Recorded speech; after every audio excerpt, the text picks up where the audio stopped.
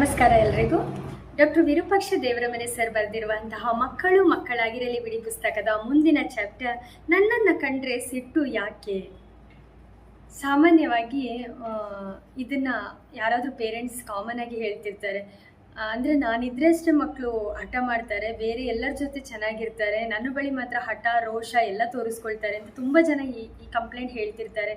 ಅವನು ಅತ್ತೆ ಮಾವ ಚಿಕ್ಕಪ್ಪ ಚಿಕ್ಕಮ್ಮ ಅಜ್ಜ ಅಜ್ಜಿ ಎಲ್ಲರ ಜೊತೆ ಚೆನ್ನಾಗಿರ್ತಾನೆ ಸರ್, ನನ್ನನ್ನು ನೋಡಿದರೆ ಮಾತ್ರ ಉರಿದು ಬೀಳ್ತಾನೆ, ನಾನು ಕೆಲಸದಿಂದ ಬಂದರೆ ಸಾಕು ಹಠ ಶುರುವಾಗ್ತದೆ, ಪ್ರತಿಯೊಂದಕ್ಕೂ ಹಠ, ಅವನನ್ನು ಸಮಾಧಾನ ಮಾಡೋದ್ರಲ್ಲೇ ನಂಗೆ ಸಾಕಾಗಿ ಹೋಗ್ತದೆ.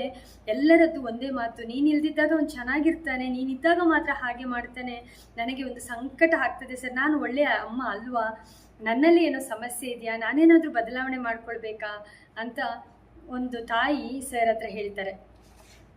ಆವಾಗ ಸರ್ ಹೇಳ್ತಾರೆ, ನೀವೇನು ಬದಲಾವಣೆ ಮಾಡಿಕೊಳ್ಳುವ ಅಗತ್ಯವಿಲ್ಲ, ನೀವಿದ್ದ ಹಾಗೆ ಇರಿ, ಹಾಗಾದರೆ ಅವನು ಯಾಕೆ ನನ್ನನ್ನು ಕಂಡ್ರೆ ಹಾಗೆ ಮಾಡ್ತಾನೆ ಅಂತ.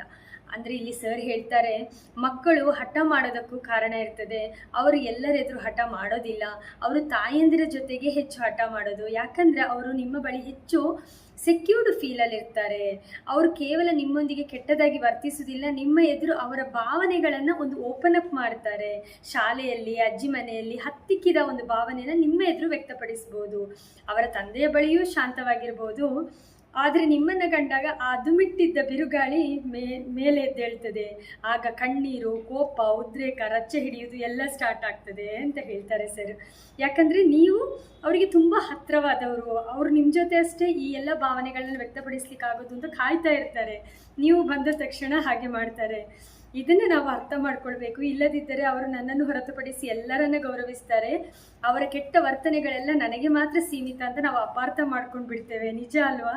ನಾವು ಯಾವಾಗಲೂ ಈ ಮಾತನ್ನು ಹೇಳ್ತಾ ಇರ್ತೀವಿ, ನನ್ನ ಹತ್ರ ಮಾತ್ರ ಇಷ್ಟು ಹಠ ಮಾಡ್ತಾನೆ ಅಂತ. ಅಲ್ಲ, ಅದು ಮಕ್ಕಳು ನಿಮ್ಮ ಹತ್ರ ಹಠ ಮಾಡ್ತಿದ್ದಾರೆ ಅಂದರೆ ಅವರಿಗೆ ನೀವು ಸುರಕ್ಷಿತ ವ್ಯಕ್ತಿ ಅಂತ ಅರ್ಥ. ಆದ್ದರಿಂದ ಕೋಪಗೊಳ್ಳದೆ, ಮುಜುಗರ ಪಡದೆ, ಶಾಂತವಾಗಿ ಅವರನ್ನು ಸ್ವೀಕರಿಸಿ, ಅವರನ್ನು ಶಾಂತವಾಗಿಸಿ. ಅವರ ಎಲ್ಲ ಹಠಗಳನ್ನ ಸುಧಾರಿಸಬೇಕು ಅಂತ ಇಲ್ಲ, ಆರೋಗ್ಯಕರ ಗಡಿಗಳು ಇರಲಿ. ನೀವು ಗೊಂದಲದಲ್ಲಿದ್ದಾಗ ಮೊದಲು ನಿಮ್ಮನ್ನು ನೀವು ನಿಯಂತ್ರಿಸಿಕೊಳ್ಳಿ, ಅದಕ್ಕೆ ಅವಕಾಶವಿದೆ, ಅದು ಅವಶ್ಯ ಕೂಡ. ಇನ್ನು ಮುಂದೆ ಮಕ್ಕಳು ನಿಮ್ಮ ಜೊತೆ ಕೆಟ್ಟ ವರ್ತನೆ ಮಾಡಿದರೆ ಶಾಂತವಾಗಿ ಮಗುವನ್ನು ಆಲಿಸಿ, ಅದು ಚೇತರಿಸಿಕೊಳ್ಳಿಕ್ಕೆ ಸಮಯಾವಕಾಶ ಕೊಡಿ, ಸಹಾಯ ಮಾಡಿ. ಹಾಗೆ ಮಗುವಿಗೆ ಮುಖವಾಡ ಕಳಚುವ ಸುರಕ್ಷತೆ ನೀಡಿದ್ದಕ್ಕೆ ನಿಮ್ಮ ಮೇಲೆ ನಿಮಗೆ ನಂಬಿಕೆ ಇರಲಿ. ಧನ್ಯವಾದಗಳು.